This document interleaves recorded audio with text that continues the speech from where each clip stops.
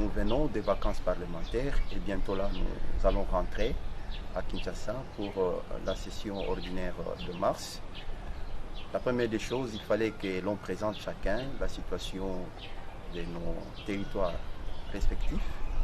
Et la deuxième des choses, on devait parler de la province de manière générale.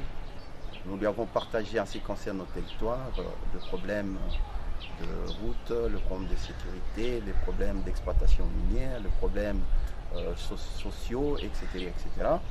Et nous avons passé en revue la situation politique parce que les députés, ce sont les politiciens, le grand politicien. Nous avons passé en revue la situation politique sur le plan national comme sur le plan provincial. Nous sommes les députés qui ont choisi de demeurer fidèles aux valeurs démocratiques, de demeurer fidèles à l'alternance politique. Nous sommes envoyés par le peuple et nous devons suivre ce que le peuple nous a envoyé. S'il y a une quelconque vision, il est établi que cette vision peut être riche et enrichie que lorsque elle se passe dans la diversité. Et la Constitution de la République démocratique du Congo accepte qu'il y ait une diversité en termes politiques et en termes sociaux. En ce qui concerne la province, nous lui avons rassuré qu'il y a des députés nationaux qui sont avec la province et qui n'accepteraient aucune barbarie dans la province.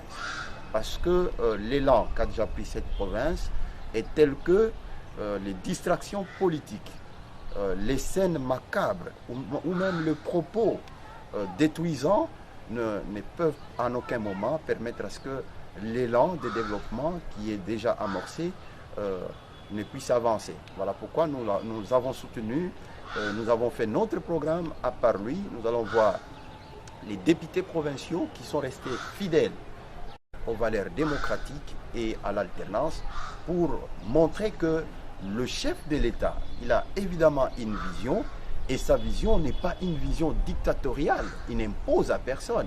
Il demande à ce que les gens puissent adhérer à sa vision. Si cette vision, c'est une vision du développement, nous allons y adhérer, mais ça ne sera pas un système d'un parti unique comme ça a été le cas pendant 32 ans. L'union sacrée, c'est une vision du chef de l'État.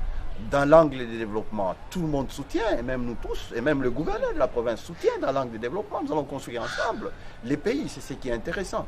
Mais sur le plan politique, chacun doit avoir son obédience politique. Donc, chacun doit respecter les principes politiques de son choix.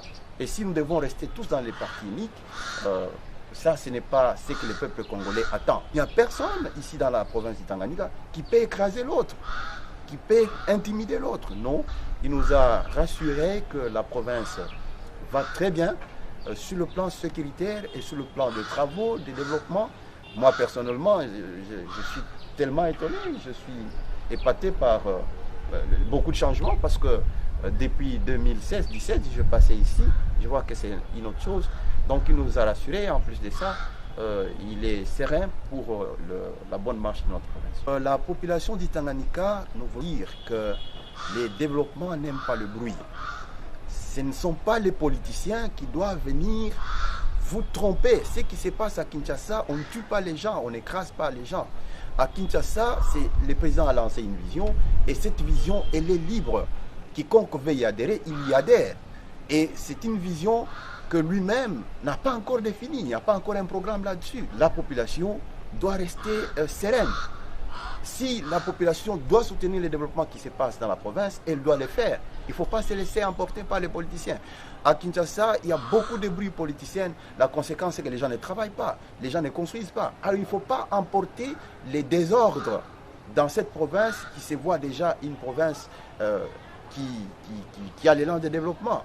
Il y a 2-3 ans, ici, à Kalemi, nous dormions à 20h. Vous entrez à cause de l'insécurité. Mon territoire de nous, particulièrement, c'était un territoire où on ne pouvait pas mettre les pieds quelque part. Mais aujourd'hui, avec tout le monde, les institutions nationales comme les institutions provinciales, nous tentons de mettre la paix. Et nous ne pouvons pas briser cette paix. Nous avons besoin de cette paix parce que c'est la cohésion sociale qui apporte le développement. Donc, je demande à la population de barrer la route à toutes les personnes qui viennent avec les divisions. Nous sommes tous tanganiqués et nous devons œuvrer ensemble pour la bonne marche. Il n'y a personne qui peut écraser l'autre.